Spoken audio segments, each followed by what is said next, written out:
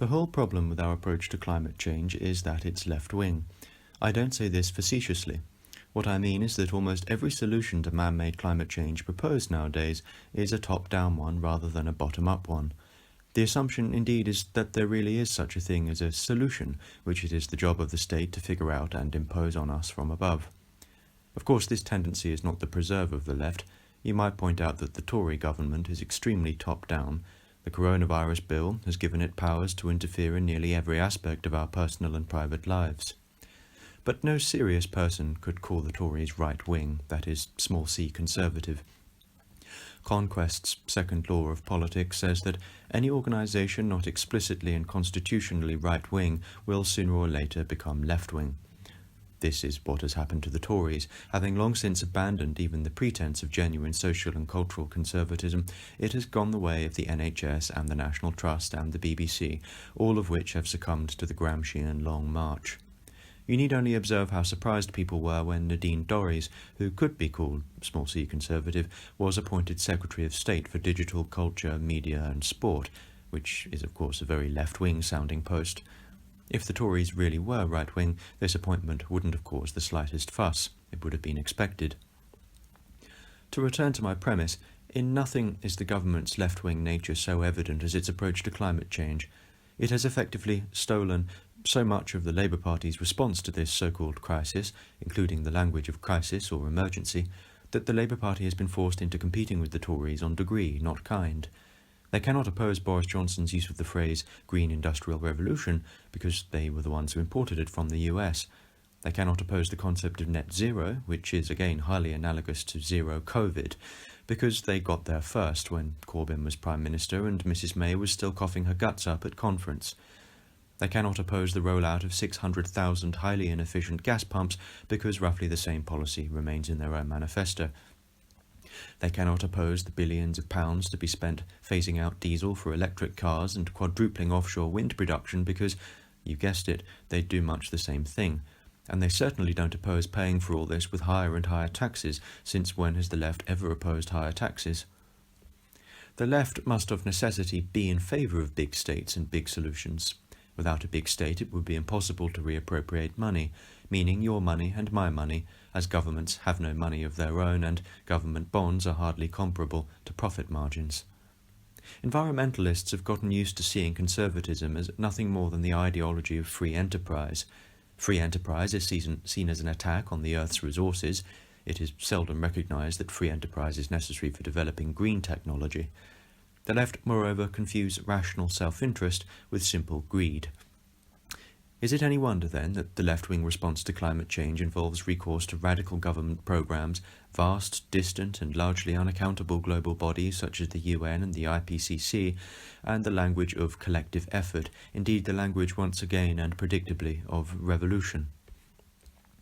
This is a real shame, as it assumes, and I think it's an assumption the majority of people have swallowed, that there can be no conservative, that is, local response to climate change. But surely there must be one. After all, the concept of conservation is inherent in the word conservative. Moreover, what we now call the Green Movement started at many points across the political spectrum. In Britain it started with the Enlightenment cult of natural beauty. In the Victorian era it was reaction against the machine, in which Tories and radicals alike played a part. There were socialists like H.J. Massingham and Tories like Lady Eve Balfour. In America there was the nature worship of John Muir, the rugged individualism of Thoreau, and the social conservatism of the southern agrarians such as Wendell Berry. The German Greens look back partly to the romanticism of the Wandervogel movement. I should think, or at least I should hope, that conservatives would be temperamentally more cautious than left-wingers about leaping onto huge schemes requiring lots of money, but such caution is unfashionable nowadays. Culturally we have ceded to the urgency of the crisis. Never mind that huge numbers of climate scientists have disavowed the alarmism of groups like Extinction Rebellion and Insulate Britain. These scientists, a good example is Bjorn Lomborg, reject hysteria and propose less drastic, indeed more optimistic measures such as nuclear. Nuclear energy, after all, is safe, efficient and cheap when one considers how much a single reactor can produce.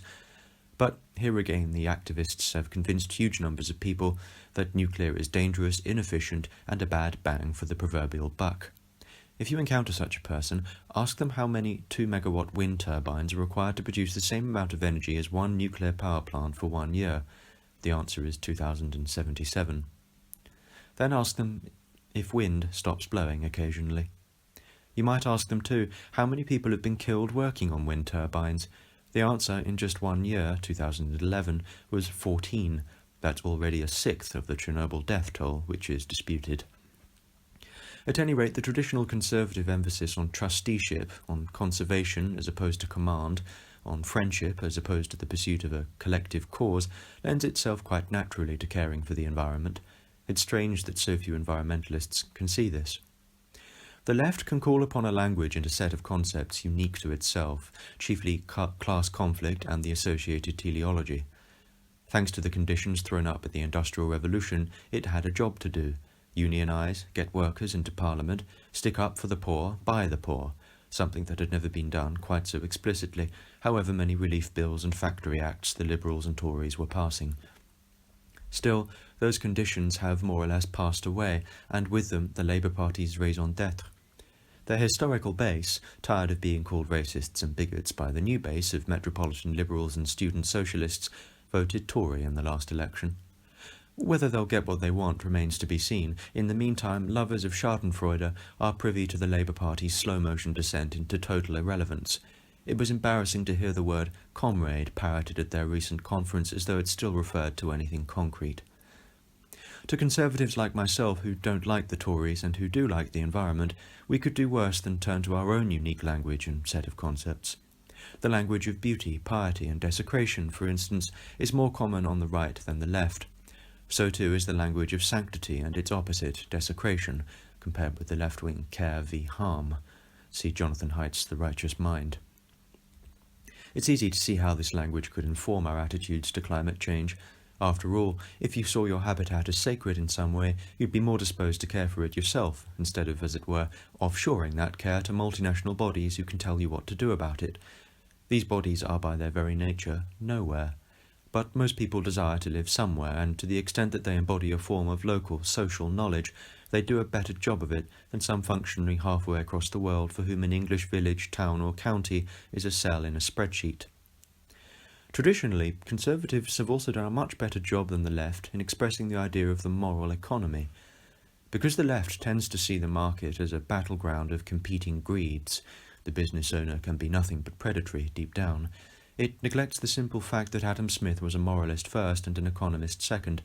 He was quite clear that the free market wouldn't work and wouldn't be worth having unless the individuals who compose it enjoyed relationships of trust, promise and contract.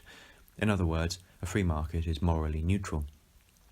But that doesn't mean the market, as opposed to states, bodies, conferences and NGOs, can't help alleviate climate change. All it means is that environmental problems are problems of morality, not economics. I have said already that green energy requires innovation, and innovation cannot flourish except with the help of free markets. Finally, conservatives since Burke have understood society as an unwritten pact between the dead, the living and the yet-to-be-born.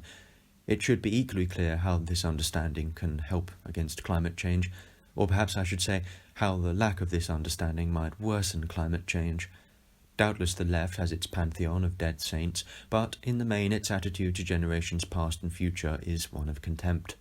This is nowhere clearer than in the old debate between Edmund Burke and his friend-turned-nemesis Thomas Paine, from both of whom the modern right and left emerged, respectively. The circumstances of the world, wrote Paine, are continually changing, and the opinions of men change also. And as government is for the living, and not for the dead, it is the living only that has any right in it. Of course, literally speaking, he is right. Only the living are alive. But your attitude to the past, as to the future, probably ought not to be based on a tautology.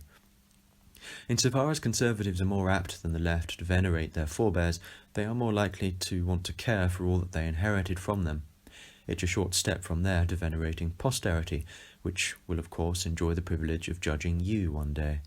And so there emerges an attitude of trusteeship, or, biblically speaking, of stewardship. I can think of many ways to sever this link. Tearing down statues would be one, ruining the education system is another.